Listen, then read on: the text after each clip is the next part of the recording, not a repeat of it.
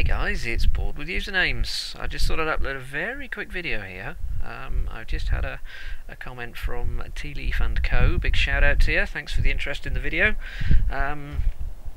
He's had a look at my latest Coast Bridge upload and asked me what I meant by that huge texture in the background, or that huge hill in the background being one big texture.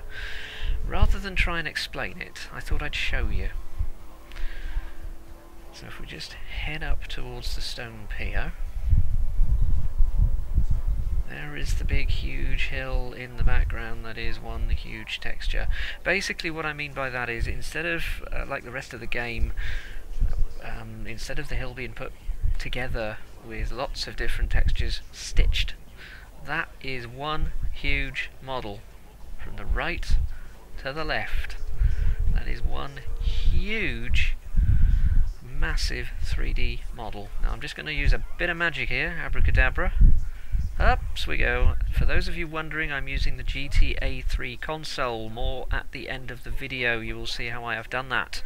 But just to show you, that is one big huge 3D model which has been textured to look like a hillside. We're now on the other side of it. If I turn round, see, there is one end of it where you can see it's just about stitched to the side of the hill, which goes up past the observatory, all the way across and all the way around there. That's one huge 3D model.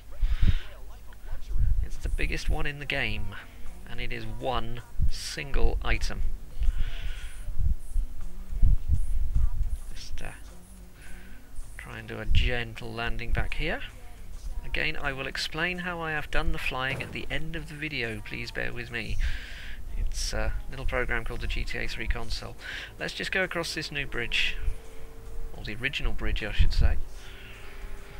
We'll just head on over to the army base.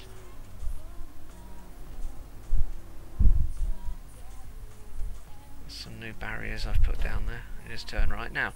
That's the new coastal bridge, and ahead is an extension of that huge texture. Yeah, there's the huge texture over there. That's Shoreside Vale over there. This part of the hillside is an extension of that huge texture. It joins onto that, and if we fly up above it, this is where I built the original Ghost Bridge. If you watch my Ghost Bridge video, it went from the army base up over this huge hill. There it is. See, one big long ridge. That's where it stitches onto the other piece of coastline. The bridge comes down over this, and there is Ghost Town, hung in the middle of nowhere. This is without the Ghost Bridge mod loaded. Yeah, there's no mod loaded on this. This is what Ghost Town looks like without the mod. It's just hung there as a film set in mid-air. That's the back end of Shoreside Vale, you can see behind the hill. This is underneath the texturing now. And if we head and just fly up, there's the hill forming, there's the observatory at Shoreside, and then you can see Shoreside just fading in into the background there. So that's where Ghost Town is located in GTA 3. It's right behind that observatory, which is where my bridge went from the army base up over that huge hill. Single texture, or single model I should have said, actually that's an incorrect phrase. It's one single model which has been textured. So that's what I meant when I said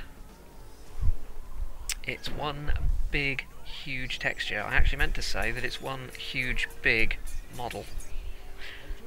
Now onto the GTA 3 console. I promised you guys I'd show you what it was. I'll show you a brief glimpse of what it is.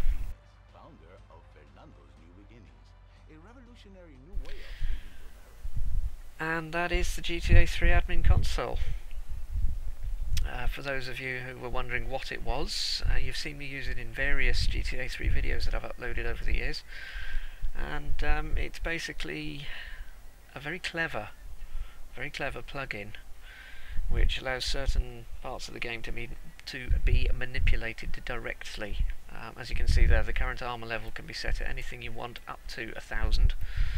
Sorry, 999. You can lock the armor or the health or the wanted level to certain levels, so that, you know, if you lock your armor to 100, it never depletes when you hit, basically. Or you can just give yourself 615 armor and let it deplete naturally. You can play with that as you wish. You can set your current weapon. There is an alternate weapon which is not built into the game. It's another function it adds. Hold down shift, you get an extra weapon. Tick a box to carry the weapon. This is how much ammo you have on your person to load into that weapon, and then you have how much ammo is loaded into the weapon at any one time. This is the number of rounds in your magazine, and you can lock each one individually if you want. Yeah. You can do various things with the car. You can lock explosion proof, damage proof, bullet proof, fire proof. You can lock the doors open or closed, change the radio, change the engine damage up to 100 and lock it so that your car never gets damaged. You can change the weight of the car to 50 tons without altering the speed of the car, which is great fun. You can change directions. If you suddenly find yourself falling off a cliff, you can alt-tab out of the game. You can stop all speed, stop all spin, freeze the car, don't burn, don't explode, don't flip, set yourself back right again, flip back into the game, job done. You can set the colours, you can set which cars are parked at which garage. There are your garages, Portland, Staunton and Shoreside. You can set which car is in each one, where they're parked, how they're parked, the colour of them. It's fully configurable. You've got submissions where you can change the amount of variables on each mission. It's still very experimental, this page. It doesn't always reflect on the points system. So although it might say you found 100 packages, you won't get the points for 100 packages, but you will get the 100 packages.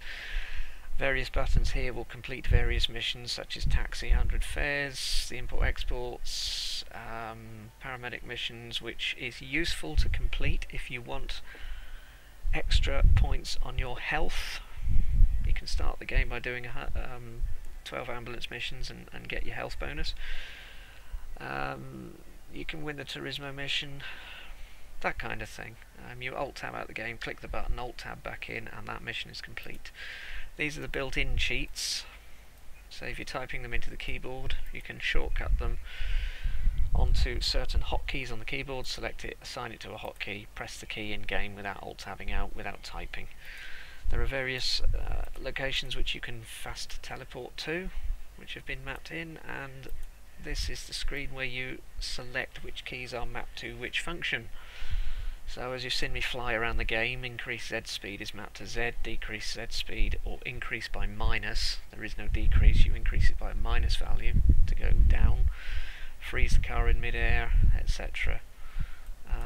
You can select your command, say for instance set armor level to 100. You shortcut that using Control or Alt if you so want, or just straight to a key. So that would be key C, that would be Alt C, that would be Control C, that would be that would be Alt C.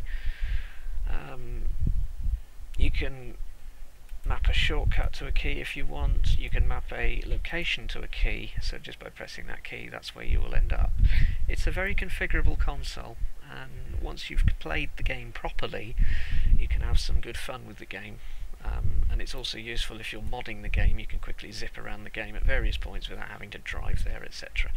So very useful little tool, GTA 3 Admin Console. You can get it by going to hobby.aestheticsoft.de.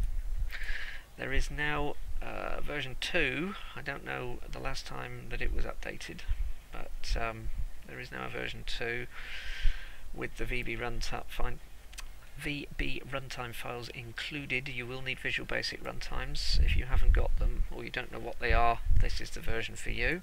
If you have got them, you only need the exe version, much smaller download. It does not install, it runs as a straight exe, so as it says here, to uninstall just delete the exe or just close the program. It doesn't play with the registry or save files. It does actually save a configuration file in its own directory, but it's all deletable. So you know, there's no plugins, no adverts, nothing. It's a simple exe file that runs when you play the game. So that is the GTA 3 admin console. So this has been boredwithusernames.co.uk. Yes, I did render that into the game, but it's not in the download. Hope you enjoyed the video. Thanks for watching. Catch you in the next one. Cheers, guys.